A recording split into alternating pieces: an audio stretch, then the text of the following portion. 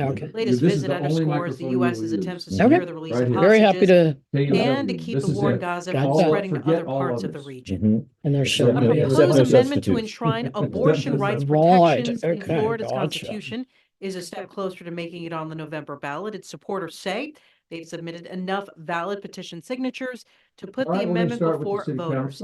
Kathy Carter of member station WUSF has more. Floridians Protecting Freedom began collecting signatures in May in an effort to put the issue to voters. Abortion is banned at 15 weeks in Florida, but a 6-week limit will go into effect pending the outcome of a legal challenge. The group's director, Lauren Brenzel, says the petition shows that Yeah, I'm good. I'm ready to go. abortion rights. Depends on what you say, but to vote on this initiative, and they've made it you should clear know that when I hang up by with people I've been on the signing phone with for millions half an of hour, pieces of paper to make they'll sure say, that this nice gets on the talking to you, ballot. sir, The or proposed John. amendment still needs It just happens. approval of the I'm just Florida saying. Supreme Court to My mom used qualify. to get The called state's sir on Republican the phone. Attorney General is urging Right. the court to People- disqualify Does she have it a from deep the voice? ballot. For NPR News, I'm Kathy Carter. It's 6 Napa. feet deep now. It's but NPR. Right. This is Even- even KUOW. It's lower. It's even lower now. Seattle. Right. Washington Even ferry lower system now. is I'm so effectively sorry. scrapping plans for its return to normal ferry service. I hope it Seattle wasn't Times recent. reports that a Not new recent. plan No, not released necessarily. Okay. yesterday acknowledges that would be, you know, normal ferry awful. service will not be possible until the system gets new Live a good boats long life, Mom. 4 or 5 years. Nothing to hang my That head means service reductions good. and That's a routes good operating way to with feel. one fewer boat than Right. they should will continue bother? indefinitely. Key routes operating with one fewer vessel include Seattle to Bremerton, Fauntleroy, Southworth, and You get mine? Vashon lines. The state had hoped to resume full service to the Southworth and Bremerton routes this year.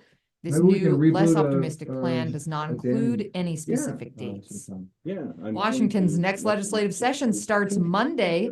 Olympia correspondent Jeannie Lindsay reports a series of policy initiatives could complicate work for lawmakers. In an interesting twist this year, the legislature has to navigate around a handful of policy initiatives that aim to repeal the state's Climate Commitment Act and capital gains tax. If that happens, it could mean the state loses out on billions of dollars in future revenue. This is just another component of the risk equation that we're going to have to deal with. That's Representative Tim Ormsby, House Democrats' lead budget writer. He says it's too early to know how the initiatives could play out in the legislature, but for now, it looks likely that the future of the policies and the dollars that come with them will be decided by that voters helps. this fall. I'm Jeannie Lindsay in Olympia. Oh, well. In sports, the send-off for the University of Washington football team is an hour away as they head to the College Football Playoff National Championship. The team and school are holding a rally at 1 o'clock today with the Husky Marching Band, Spirit Squad, as the team boards buses to head to the airport. Well, this weekend, more rain in the forecast for the greater Seattle area. We could see a break with some sunny skies Sunday afternoon. Today, highs near 48, lows tonight near 38. This is KUOW. Support for NPR comes from NPR All right, do you guys stations. still want to Other do a show? contributors I'm just include checking in BetterHelp, with you. committed to supporting mental health through therapy. Clients are matched with one of 25,000 therapists and can communicate via video, chat, or phone at betterhelp.com/public. Welcome to Friday. Welcome to 2024. I guess this is our first year in review show. It's just not much years so far to review. This is Week in Review. I'm Bill Radke. What will you do as Seattle's newest city council member? Yeah, I'm talking to you. They're taking applications from the public. There's a vacancy because one council member is moving over to the King County Council. I haven't decided whether I'm running. I need to gauge my support. You have until Tuesday to send me campaign donations. Please don't include a return envelope on that. No, I'm not really soliciting. We'll discuss that new council member, though, in just a moment. I'm going to get at what happened this week with a panel of excellent journalists. We've got political analyst and contributing columnist Joni Balter with us. Hi, Joni. Hi, how are you? Happy New Year to you. Happy New Year. Geekwire contributing editor Mike Lewis. Hi, Mike. Hey, Bill, how you doing? I'm good, thank you. We got Seattle Channel host and producer Brian Callanan. Brian, welcome. Thank you very much, Bill. Happy New Year to you all. Happy New Year to you watching on YouTube. So let's get at this city council of a very new set of legislators. So residents are going to presumably see some changes, a new way of doing things. And people even outside Seattle won't have the old city council to kick around anymore. So Joni, what can our listeners expect from this crop of mostly newcomers? A lot of different things. So definitely more peace, love, and understanding among the council members themselves, because so many of them agree on quite a few things. The work that will be done this month, specifically job one, and I know Brian pointed this out too, they have to fill the vacancy that you referred to and that you may be applying for. And also you're going to see a focus on basics. We could have done kind of one of those drinking games on the number of times the newcomers at their swearing in said, mentioned basics, fundamentals, potholes, Yeah. anti-graffiti, Meat and potatoes. meat and potatoes. It just was Good governance. and good governance. That's it. Yeah. I mean, it was music to some people's ears. I thought it was a good thing.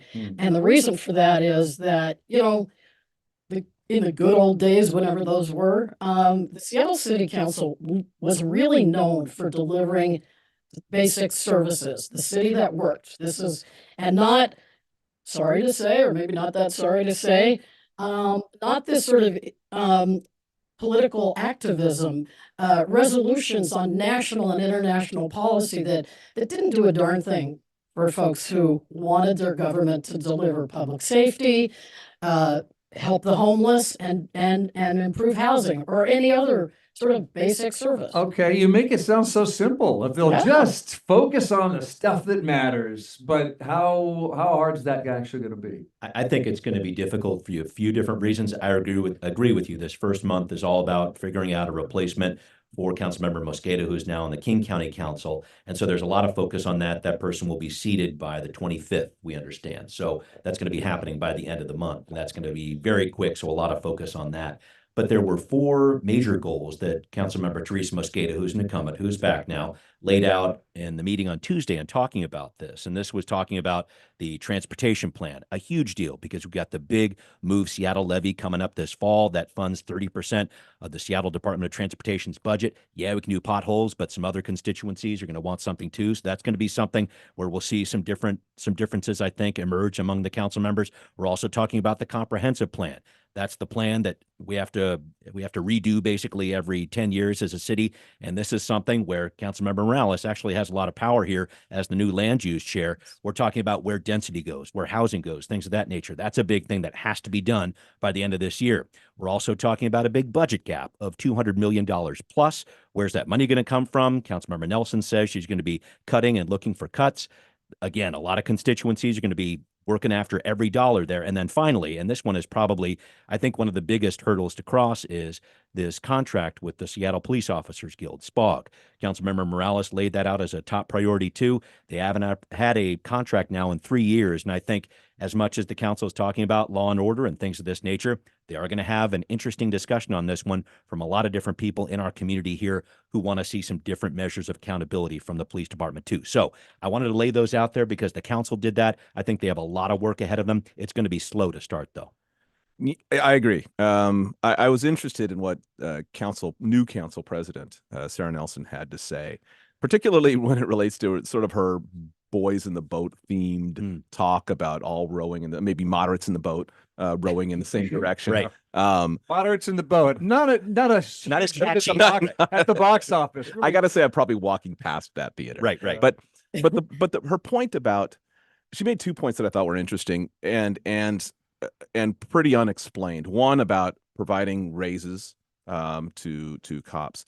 The weird thing about it is that even the union has not really been arguing about raises. It's been arguing about morale, almost exclusively about morale. And I don't know why, if they're giving you that idea, and that's what obviously that's what some of the council members are trying to do right now, right? They're trying to make it sound like we're going to work with you, we're going to get you a contract, all of that. But no one was really arguing about salary, and their salaries are not bad, nor outside not misaligned. If you look at what people, I mean, the Seattle Times has done really terrific work on this. There are, what was there, 300 and something people in the department who are making better than $200K?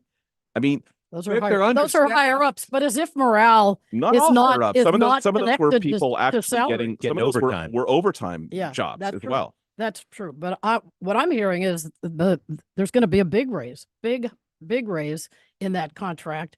And I think that has much to do with the fact that we only have something like 919 officers ready to go, deployable every day.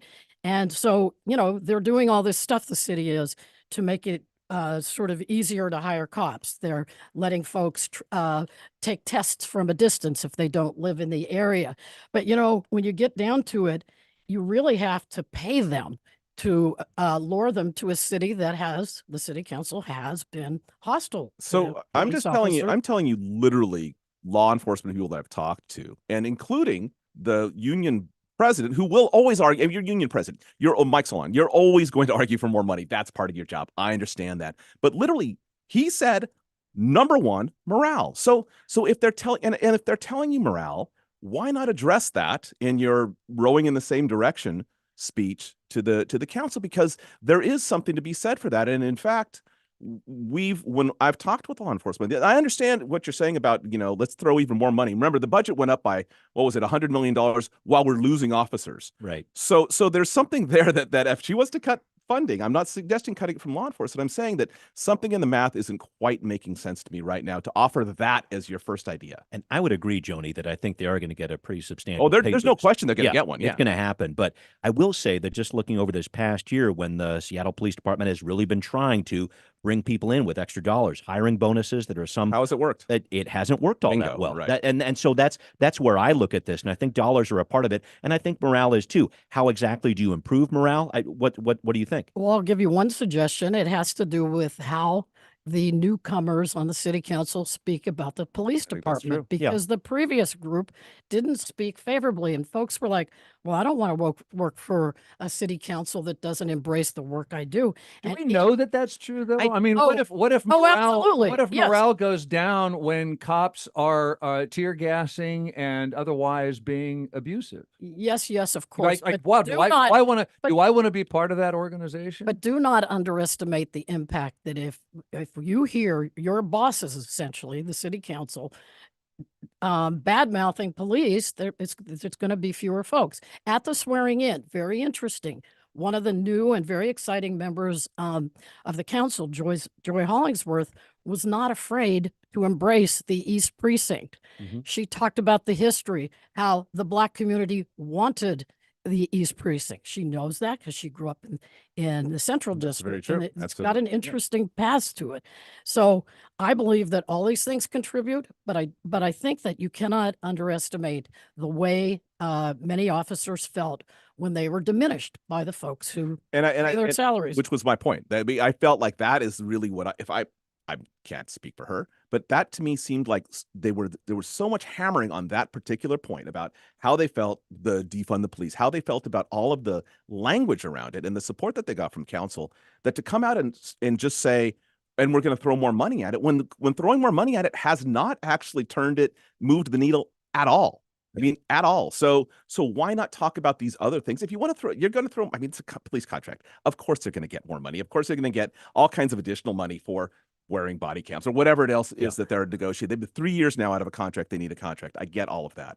It just was an odd way to frame the initial push that you were going to make as council president. Yeah, and I guess I would just want to make sure, and to your point earlier, Bill, I think that if the language of accountability is not included within this discussion about police, then we're missing out on something. I think it's important. Yeah, maybe accountability, maybe not laughing at cases of where pedestrians officer are run fatalities, maybe lots of things. Let's talk also about money, because you mentioned a budget gap, $200 million. And yet I'm hearing some council members talk about wanting to lower taxes for businesses. Does that pencil out?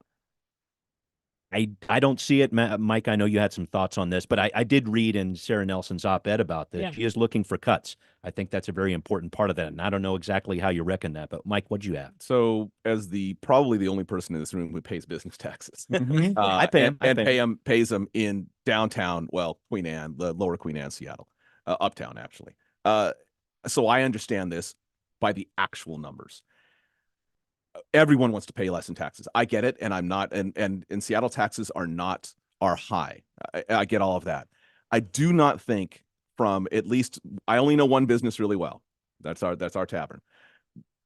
I do not think that the amount of money you're paying in city fees and taxes, which can sometimes feel onerous, is in any way a game changer on what decisions I would make about my business. You're making decisions based on lease. You're making decisions based on supply chain. You're making decisions based on employees and employee pay rates. Those are like those are the load-bearing pillars.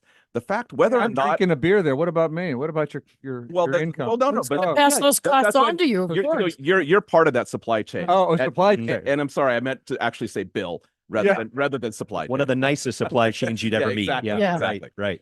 Well, So- I'm sorry. No. But all I'm saying is that I don't know from a tinkering standpoint, from a city tax standpoint, unless they can provide an incentive that will she wants to get people back into downtown, businesses back into downtown. That's going to take employees being in downtown, and then you're going to move your business back there. It's also going to take more safety in downtown, and then you're going to move your business back there.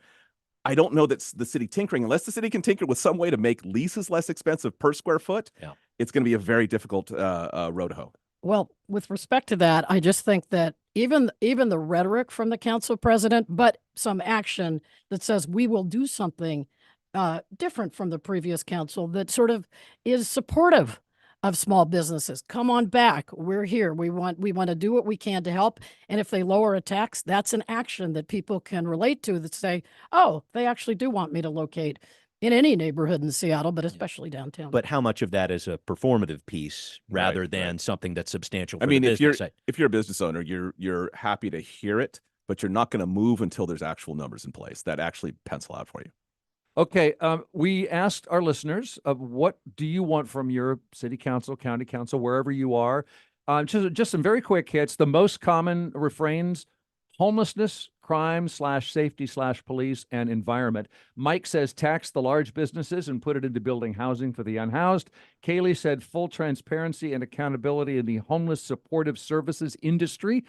Carrie says for the city of Seattle to become a small business supporter, as we were just talking about. Mhm. Nicole says tree protection and recycling that works. Jim says focus on public safety and policing with adequate funding, as we were discussing.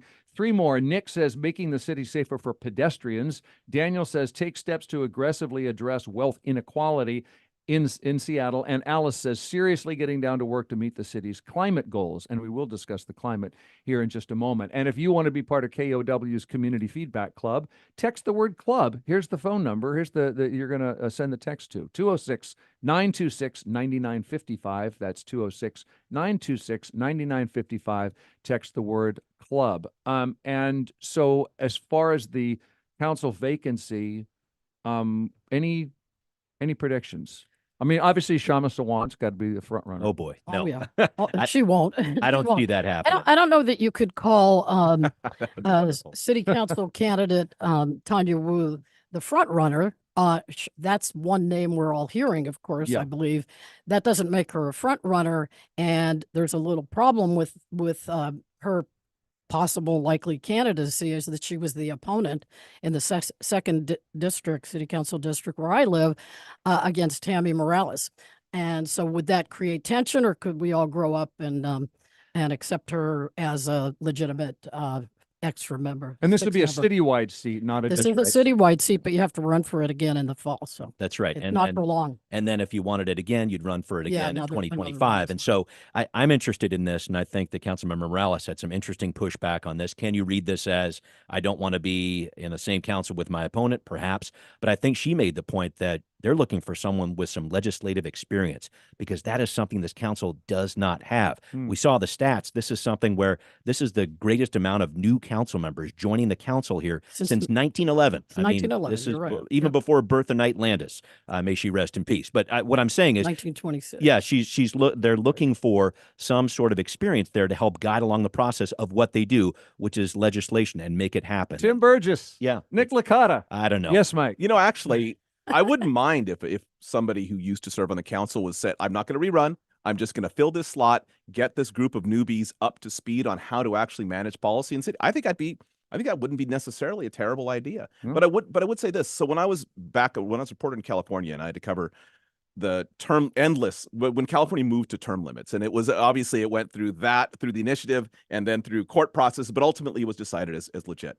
But one of the points that a really bright political scientist made about this, and it does relate to Seattle City Council, is when you get an influx of brand new people, the power structure shifts to lobbying. Because that's where all the expertise is. And I'm not suggesting that they don't necessarily have staffers who know stuff, because obviously Sarah Nelson herself was a staff person. What I'm saying, though, is there's an absolute movement of knowledge to the lobbying class when you don't have people who've been doing it for a while. And that's the one thing that I think the city needs to be cognizant of. The new council members need to be cognizant of, because these are people who know more about policy than you do. And in this case, there'll be a shift in power toward the mayor, who endorsed many of these folks. Entirely. And he is going to have, not only is he going to have a good time, but it's also showtime for him, because he cannot complain that the council members aren't doing what he wants, because they're going to do a lot of what he wants. Okay, I got to keep us on time. It's my New Year's resolution. Before we take a break, Seattle got a little more affordable this week. If you have a minimum wage job and you don't get your hours cut,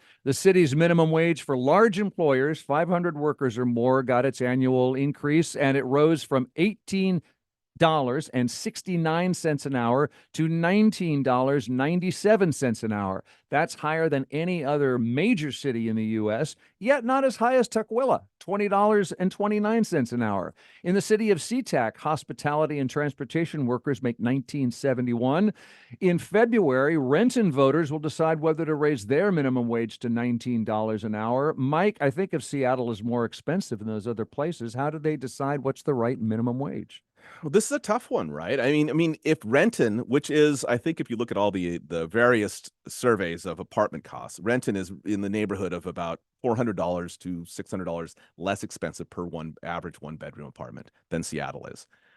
Does that mean that Renton is actually moving its minimum wage into a place that people can more easily afford to live in Renton? Or does that mean, and that may be true, or does that mean it should be less than Seattle's? Or does that mean that Seattle's actually should be a lot higher than the $19, because both cities have very different costs of living, and yet will have at some point likely identical minimum wages? Well, this becomes sort of one city chasing the next. But remember, when our new law, Seattle was the first city to go for the minimum wage in 2015. When our new law took place, there were built-in escalators. And so this was prescribed beforehand, and you don't know what other city's going to leapfrog. And so it's not that comparable, but I will say that 3 Washington cities that we've mentioned here, Tukwila, Seattle, and SeaTac, have the highest minimum wage in the country.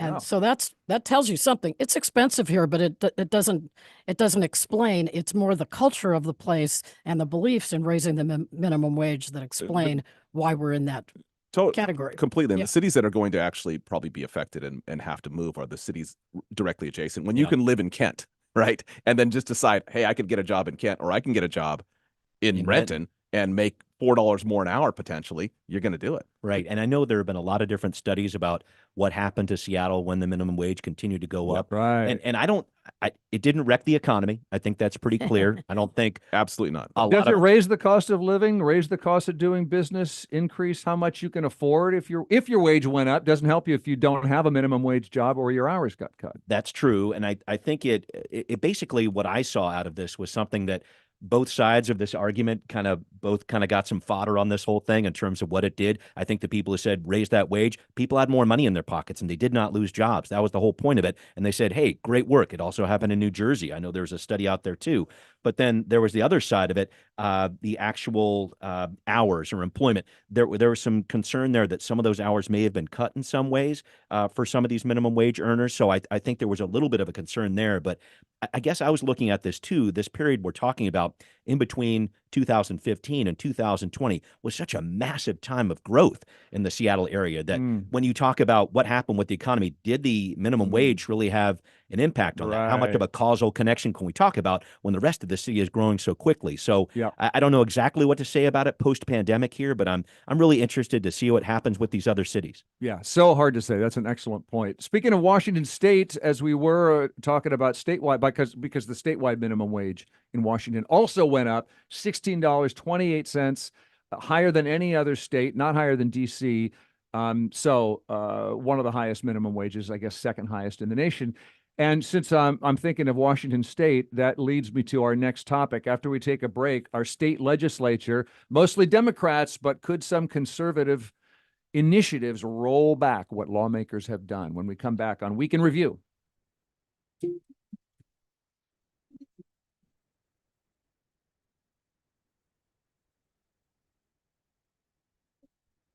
A Week in Review will continue in a minute on 94.9 KUOW, Seattle's NPR news station. It's 12:28.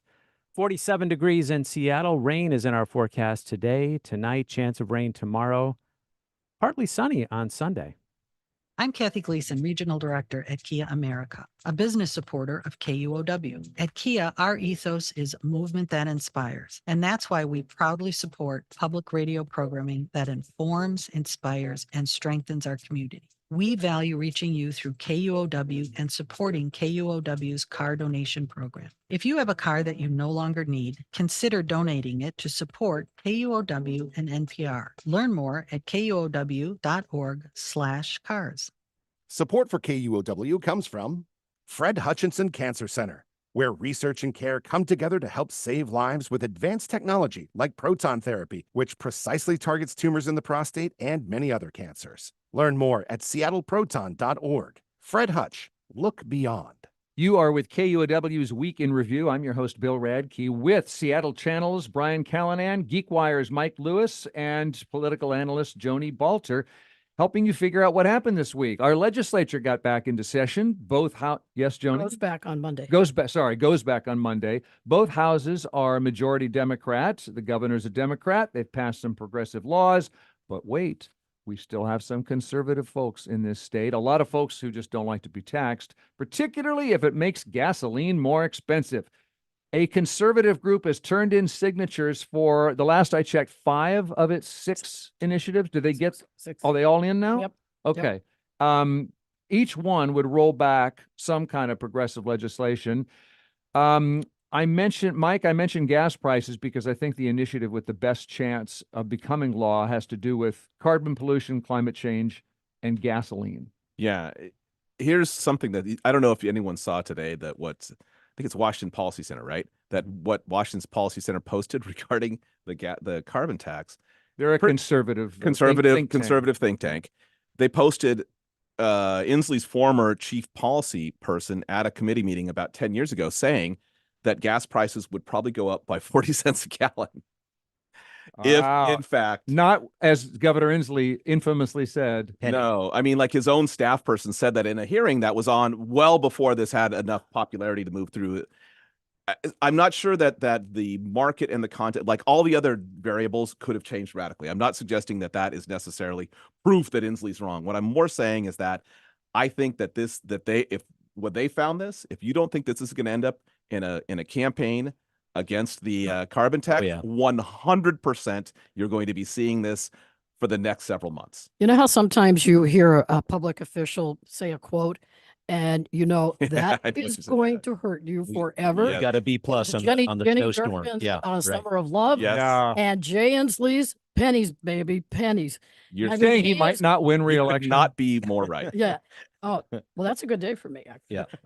But anyway, so I think we will all agree that will pass some change will pass either the legislature or with voters next year. And they won't go, whatever gets through, the legislature will almost certainly say no to and then pass it on to Or they voters. might come up with something that says, hey, we got this problem solved. That's I how see. initiatives. Or they can put out a competing measure too. That's another piece of it. Right. Yeah. That's how they'll Or several. Yeah. But- Confuse people. Yeah. But even though gas prices are down $1.02 since the high in October, this one is a winner. This is going to win with the public. The problem for this topic is the planet happens to be burning at the same time. Right. This is real, right in your face today.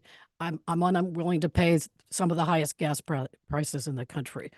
Yeah, I look at this and see the work that has been going on over the past several years to bring together what's called the Climate Commitment Act, the CCA. The government's been talking about it at the state level for a Maybe long we should time. tell people what it is, if everybody doesn't know how Cap and Invest works. Can we just very briefly help the listener? I can help with a little of it. Basically, the major polluters out there are required to put some money into a fund that goes towards helping our climate, and I hope that helps. And the major polluters also, well, the micro polluters, which would be the rest of us. I mean, compared to Yes. them, like all of our gas will also, bear some of that weight. True. But they pay for the right for allowances. Yes. They bid for allowances, and those allowances have been going for higher prices than expected and bringing in billions to the state government. Yeah, the state has billions more in its projected budget here this year than they thought they would. That's a very good point here. I guess I just wanted to bring this up because it's interesting to me to watch how an initiative process that, over the course of months, maybe years here, is set to derail something that has been literally decades in the making. And this is something where you actually have, and I'm not quite sure how people are going to vote on this. I think it's going to be a very heated battle, but I do know in the past, voters have voted against carbon taxes in our state, most recently in 2018. And I'm just interested to see how this coalition of, it was fuel companies, it was environmental groups, it was a lot of groups coming together to support this Climate Commitment Act. How much are they going to be there to protect it when this initiative comes around? I think it'll be a big test. So somewhere, Tim Eyman is feeling serious FOMO right now. This is absolute shades of Tim Eyman. Yeah. He is just like, why was I not here first? Somebody else's money. This is I'm here for you, listener. Tim Eyman ran a lot of anti-tax initiatives. All of them. Yeah, pretty much all of them. And there were none on last year's ballot, which I think was very telling. Tim Eyman's out of the picture. Who else is coming in? This group, Let's Go Washington. And then he also ran for governor in 2020, Tim Eyman. And I'm also hearing that the sponsor of these initiatives, Brian Haywood, not soon, has designs on the governorship.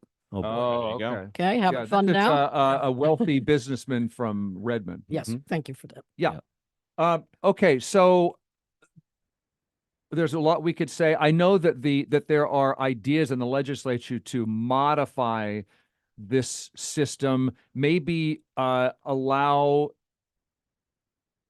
I don't know how complicated to get on this, right? There's questions about how many. I told you allowance prices are higher than expected.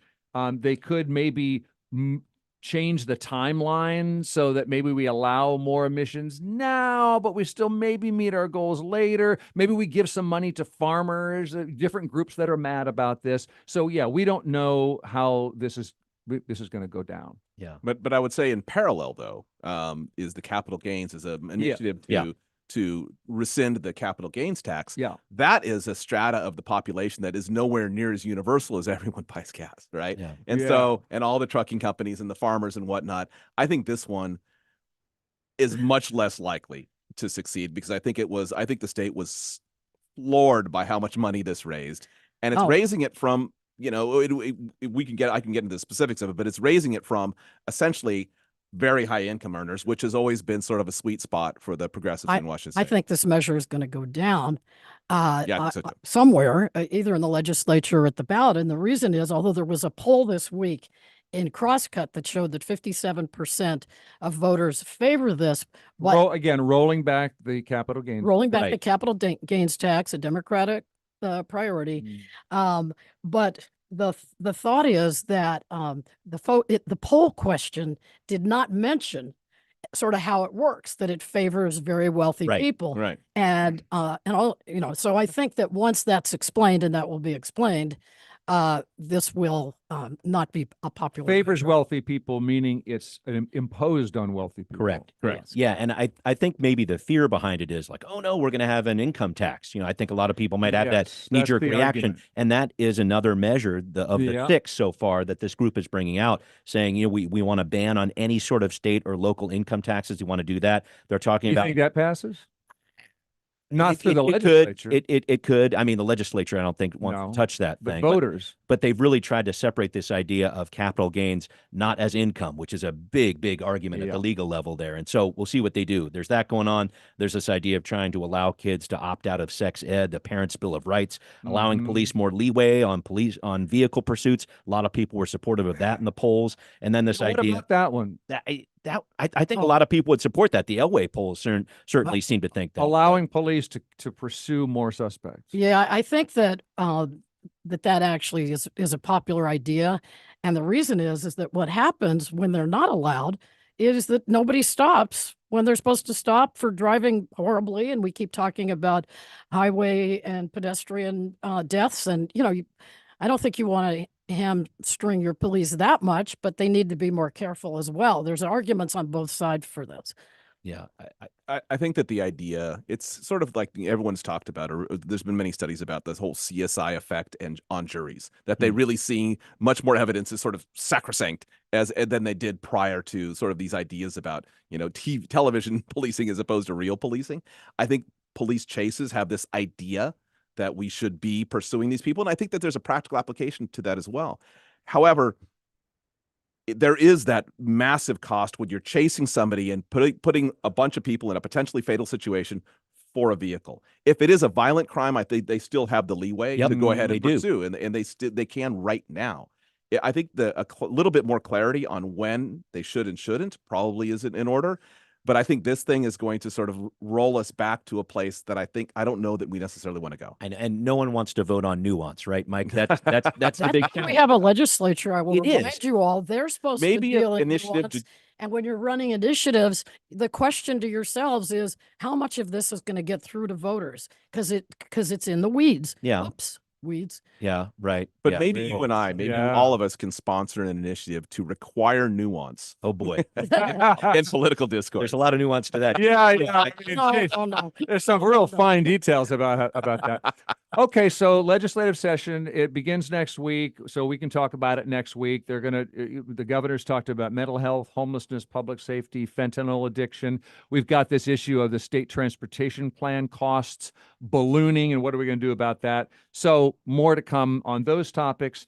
Joni, I think, underlined the use of the word weed, because we've got here in a new year, we got new state laws, including a gun buyer needing to pass a background check now and then wait 10 business days to get the gun and take a gun safety course within 5 years. We've got a law about hospitals having to form staffing committees to account for their nurse-to-patient ratio. We've got voters in Tacoma and Bellingham protecting renters in some ways. We've got tougher penalties for street racing.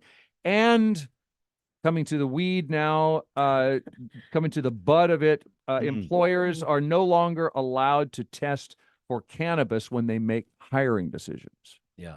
I thought this was a very interesting one, because this is Senate Bill 5123, which passed in this last session here. Thank you for the bill number. Yeah, appreciate that. Yeah. It's important to throw it out there, because we're looking at this issue, and basically, we as a state passed the legal use of recreational cannabis in 2012, and here we are 11 years later, where employers are still using this test for non-psychoactive cannabis metabolites, which basically get in your system. They can stay there for weeks, and it's like, oh, this is in your system, and we can't hire you, when it's like, wait a minute, this is something that happened away from the job or whatever else. I know there's a lot of different discussion about this, but I think this is basically the state catching up to other states who have figured out a way to try to make sure that weed is not just legal. They don't get people don't get penalized for it if they use it off the job. I think this is really simple, and I've covered a lot of the marijuana stories for different outlets here. Unless you have a job that endangers other people, we're talking law enforcement, fire, airline work, or something like that. Those exemptions are built in. Federal employees too, because it's still federally illegal. Exactly. Yep. You should not have to face drug testing. This invades your privacy. And I'll point out here that this issue wins both the right and the left. The right doesn't like government intrusion, and the left doesn't like corporate intrusion. So you can see why this is a popular. And even the small group of libertarians. Yeah. Like it as well. Oh, well, the marijuana measure passed 56% in 2012. Yeah. Do employers think that their top performers are cannabis users or not cannabis users? Ooh, I think it depends on the employer, It probably. depends on if they tested, and B, like you said. Well, and I mean, this does not prevent employers from testing workers if they have an accident with a vehicle that's used for work, let's say, something along those lines. They can do those tests. It's something about that entry into the system there and saying, hey, there's evidence here that you used marijuana a week ago or something along those lines. That should not prevent people from getting employment, is what they're trying to say with this. Yeah. And do we know if the testing, because the testing used to be very rudimentary, like that to your point exactly, like, can you tell if they were actually on marijuana then, or that they maybe smoked a joint 2 days earlier? It is not great. I will say that the tests that they have, blood tests, are actually the best way to determine that. But there really isn't a bright line there either, Right. Mike, because you look at this, and I remember this debate in 2012 when this was going on. A lot of medical users were saying, you know what? I would be, quote unquote, high all the time if you tested me right now, but I've been using this product for so long that it doesn't impair me, et cetera. So there's a lot of different ways to look at it. I just don't think there's a really good bright line test like we have with alcohol out there, and it makes it really difficult. All right, shall we pause and then come back and then whip through some stories that we have? We're not going to be able to discuss in full, but some other interesting things happened this week that you might react to. And maybe we'll make listeners jump through a turnstile in order to hear the rest of the show. We'll see about that. Yeah. Light rail and more coming up on Week in Review.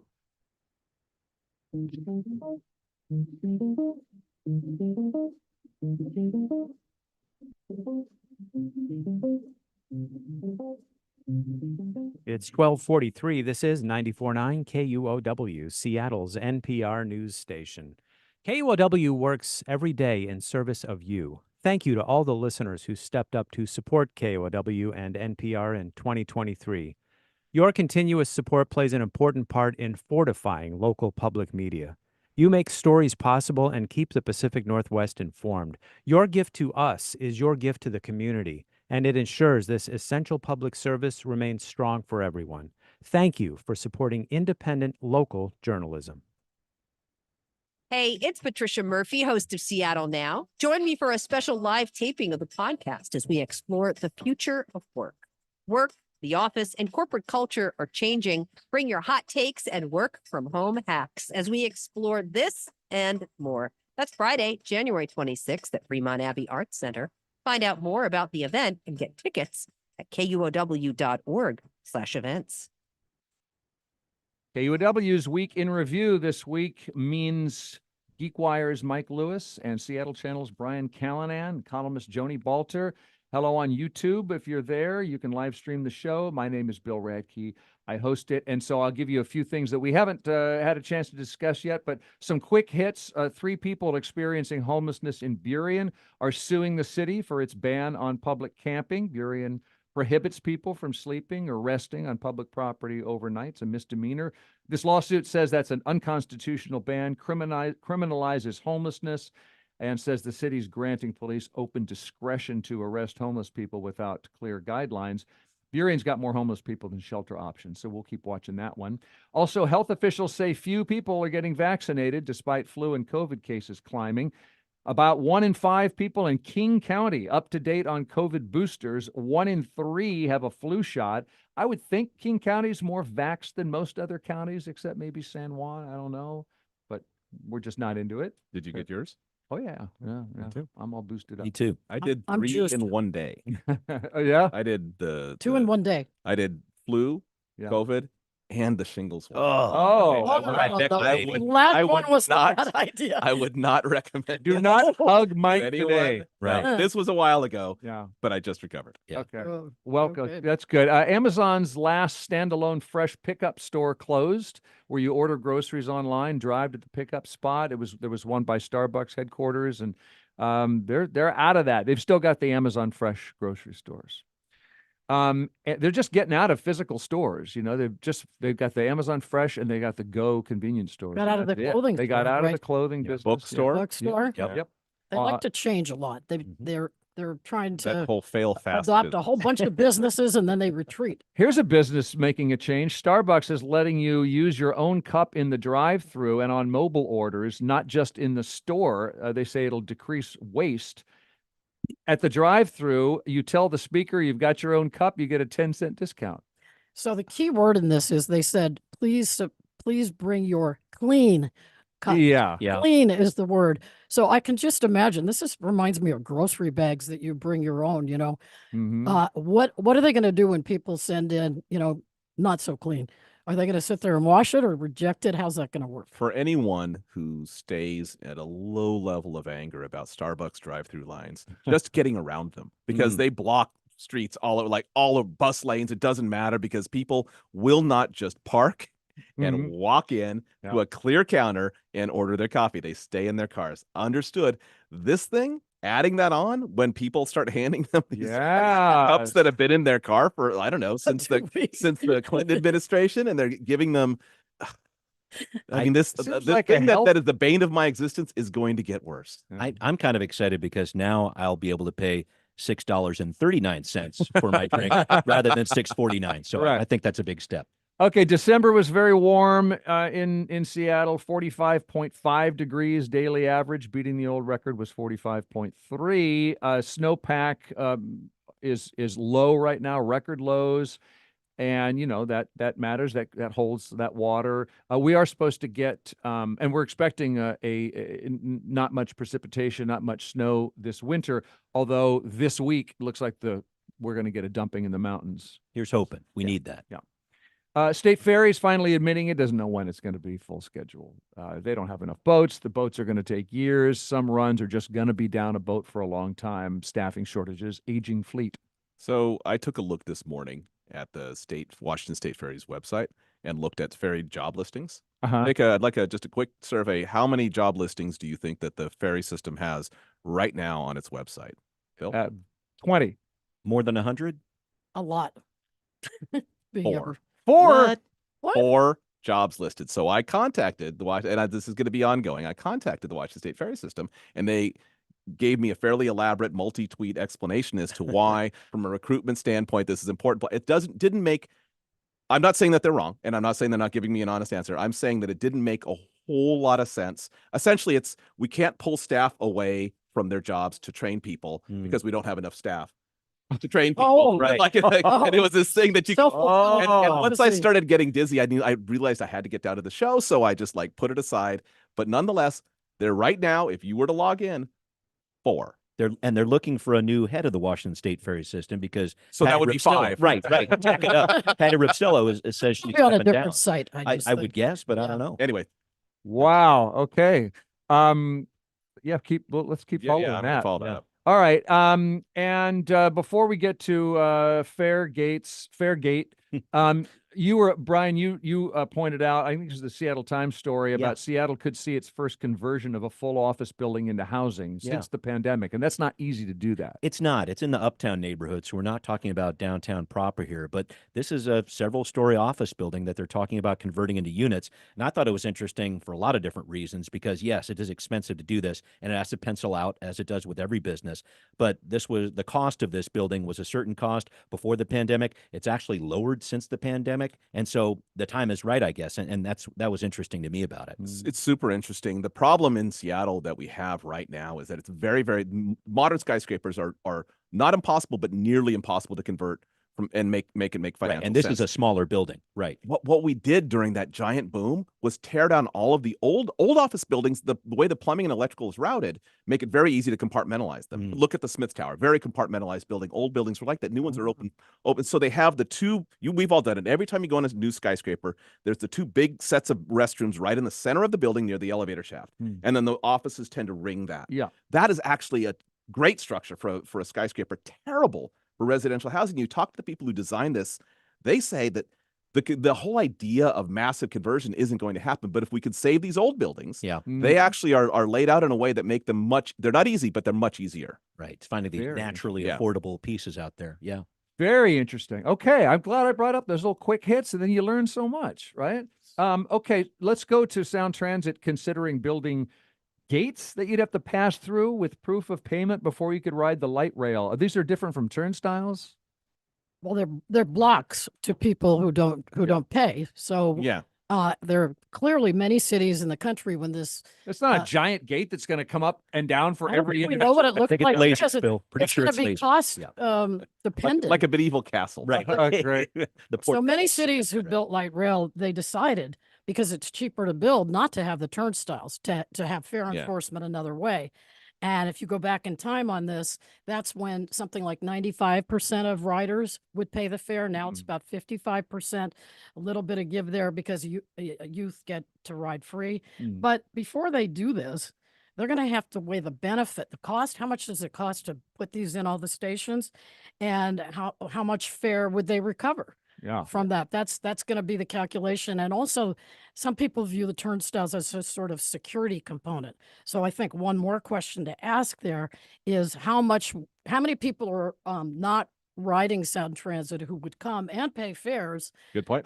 if it felt safer from I think in turnstiles. Vancouver, BC, where they didn't, and then now they do. Mhm. They said the stats there were that it got fewer incidents once they put an actual enforceable fare, but with a gate system in place. Yeah. Meaning someone who's likely to cause trouble is also wasn't going to pay. Well, I guess and that's so the now if theory. you're gonna, That does appear to be the theory, but the idea is like so they're paying attention here. People aren't just boarding; they're boarding because they paid to go somewhere. I think a lot more people are not paying, though, than these people who might be troublemakers, et cetera. And this is a big part of it. If you go back really ancient history, I guess 7 years or 8 years isn't that far. But when Sound Transit was approved by voters in 2016, there was an understanding that, okay, we were going to retrieve or recover a certain amount of money from the fare boxes to help pay for this system. And this is a big part of it. So the most recent report from 2022 showed that with Link Light Rail especially, that they basically brought in enough fares to cover 16% of their operating costs.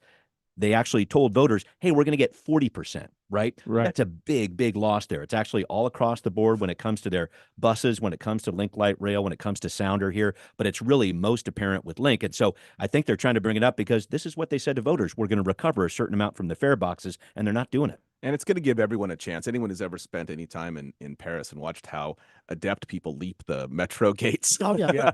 I mean, they move it without even breaking stride. They just like slide on them. And I gotta say that get a chance for locals to work on their gate jumping capacity, because that's what's going to start happening. well, of course, they could just make it free if we would tax ourselves more. If we're not taxed enough for Sound Transit, are you kidding me? It's very expensive. Yeah, well, if people aren't paying it, if part of the problem is that you feel that you need to have everybody obeying the rules, you know, you need to have like I paid and you don't pay. Right. So there are a couple ways there's you could spend a lot of money trying to get people to pay, or you could tax everybody. Who was it make it free? That was complaining about that they couldn't stand the idea of people paying $17 for a beer at a game. Peter Rogoff. Peter Rogoff. That's who was saying that, and won't pay $2.50 to ride this. Yeah. And I guess to your point, Bill, there are a number of different transit agencies, not Sound Transit, but they are making transit free around the state of Washington. There's some places out on the Washington coast that are doing that, and so it's an interesting concept. But again, how much do we want to tax ourselves to make that happen? That's a very good point you made too, Joni. Do you get the feeling that a place like New York City is so crowded, you are willing to pay for the subway because you need it to get around? You don't want a car. In the Puget Sound area, it still feels more like you're doing everyone a favor by taking transit. That's the same, like the attitude it's a people thing. People, It's like in the virtue don't make me category pay for on sure. top of it. But I do think that there's a component from Seattle's transportation master plan that there's not a big concern about bringing additional pain to drivers. I mean, that's the way you get people on mass transit. There's no two ways. San Francisco went through the same thing. Seattle is going through that right now. They've stopped requiring parking in apartment complexes. Get more apartment. I mean, this is not going to get easier. This is just going to get harder in this town from a car standpoint. And there's more awareness of climate change, you know, the climate role, and people like, what, you want me off the road, right? Then there's the question of electric vehicles, that sort of plays. I'm curious whether we don't have enough electric vehicles to be affecting like gas prices or people's willingness to put up with higher gas prices, right? Well, they're Not coming there on. yet. They're coming Not on. there They're a small percentage right Yeah. now, so they're coming on slowly. Yeah. Okay. One more thing and then a smile, which is that the state government's giving out $40 million it got from chicken and tuna companies. These companies settled a lawsuit over price fixing. The state's only giving that money to people who make under a certain income, which some people object to because they say, well, all of us overpaid for chicken and tuna if we bought it. We're all scam victims. That's our money. We all deserve to get back no matter what our income is. Anyway, and then there's more questions about how this money's getting paid. Yeah, so I have to tell you that there's a mini scandal around this because the checks went out and to these 400,000 people, low income, and folks were really complaining that Bob Ferguson's name was on the checks. It is on the checks as a printed thing. This is from, the Attorney General's office, but this whole thing about it, Bob Ferguson signing it is kind of a fake scandal in my mind, really. Like, he signs a letter explaining it, as does everybody else that's sending stimulus checks or any other kinds of these checks. Want If to there's explain it's not a change, scam. they Right. have to explain it's not a scam. So of the calls that come into the Attorney General's office since these checks have been sent, people are asking, should I cash this? Is this real? Or is it okay if I do this? But I would also say, I mean, to the extent that Bob is running for governor, and wants to take credit for, that's what you do as a political player. I mean, the stimulus checks during the Trump administration were signed by, Donald Trump. So I get it, or the tax rebates, I think it were. I get Ferguson wanting to claim he did put a letter, made sure it was prominent, and that letter was like, hey, here's who you thank for this. But I would also say that that's kind of what you do if you're in office. If the crime rate drops, is the mayor going to claim credit for this? Right. Of course, that's kind of what you do. I think the bigger problem with that was the database for who because a lot of these letters went to people who don't actually exist on this planet anymore. But that's true of every time. And but I'm not excusing it at any time. Yeah, Joni. I mean, like literally every time. 1 minute of the show left. You go with a bad database. You go with a bad database. Yeah. Okay. Something to smile about. Joni, I know you just said 2 words. Endorphin high. Oh, I thought it was going to be go dogs. Oh, okay. Go dogs. That works too. And I wanted to add to that there's a Twitter account now called an X account called Mount St. Helens WA. And it's not, that one is wonderful. It's not really the mountain tweeting. It's somebody calling them the mountain. It's pretty funny. It's been trolling Michigan fans. It's weak, a state with no volcanoes. Michigan's one of those states. And the Detroit Free Press replied, okay, now do Great Lakes, because they have Great Lakes and we don't. And the Mount St. Helens account replied, ask Spirit Lake how that turned out, which is the lake that got obliterated by volcanic ash from St. Helens. It is. I've been following this one for a couple of years now. Yeah. It is really funny. Yeah. It makes fun of other mountains in other states as well. Yes. Also some bad, dumb, juvenile, tasteless jokes in there. That's a given. Okay, I got time to just say goodbye and Happy New Year and thank you to political analyst and contributing columnist Joni Balter, Geekwire contributing editor Mike Lewis, Seattle Channel host and producer Brian Callanan. Thank you, everybody. Thanks. Thank you. Thank you. Great fun to you. Great way to start the year. Thank you to producer Kevin Kniestedt, Bernard Willett running the board, and we got to go. I'm Bill Radke. We'll do this again. Week in Review next week. KUOW-FM Seattle, KUOW Tumwater, KQOW Bellingham. 1 o'clock, BBC NewsHour coming